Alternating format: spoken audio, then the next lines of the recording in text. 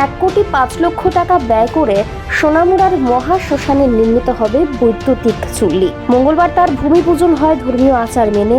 মহাশ্মশানের প্রমুখ উত্তম দত্ত জানিয়েছেন, কাঠের লাকড়ি দাম দিন দিন বেড়ে যাওয়ায় দুষ্প্রাপ্য হতে থাকায় সোনামুড়াবাসীর দীর্ঘদিনের দাবি ছিল এখানে একটি বৈদ্যুতিক চুল্লির নির্মাণ করা হোক। এখন নগরায়ণ দপ্তরের অর্থানুকূল্যে গড়ে উঠবে তা।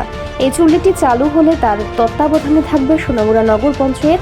দীর্ঘ সময় পরে হলেও সোনামুড়া মহাশ্মশানে ইলেকট্রিক চুল্লির নির্মাণ হতে চলায় রাজ্য সরকারকে ধন্যবাদ জানিয়েছেন সোনামুড়া মহাশ্মশান কমিটি।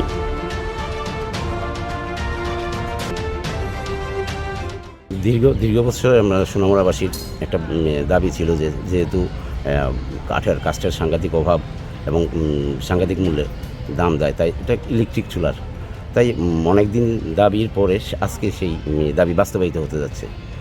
1,05,00,000 টাকা পেয়ে ইলেকট্রিক চুল্লি দাহের জন্য ইলেকট্রিক চুল্লি হতে চলছে। তার আজকে ভিত্তিপ্রস্তর বা ভূমিপূজন বলতে পারেন আজকে হচ্ছে সোনামুড়া শ্মশানে। সেটা এবং সম্পূর্ণ সোনামুড়াবাসীর জন্য এটা গর্বের বিষয় এবং ইকো ফ্রেন্ডলি বলতে গেলে ওই ধোঁয়ার ব্যাপারটা, পলিউশনের ব্যাপারটা অনেকটা কমে যায় এইভাবে এই সিস্টেমে।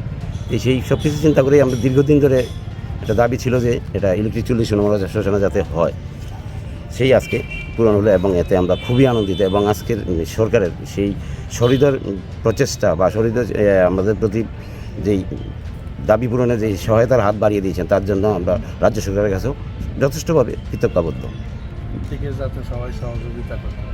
উত্তম কুমার দত্ত, আমি সোনামুড়া মহাশ্মশানের প্রমুখ এবং আমার সোনামুড়া আম জনগণ বা হিন্দু জনগণের কাছে একটা আবেদন থাকবো, এই কাজ করতে গিয়ে সবাই একটু দেখে রাখবেন। এটা সমাজের কাজ, সবার কাজ, তাই শ্মশান কমিটিকে আপনারা একটু হাত বাড়িয়ে সাহায্য করবেন।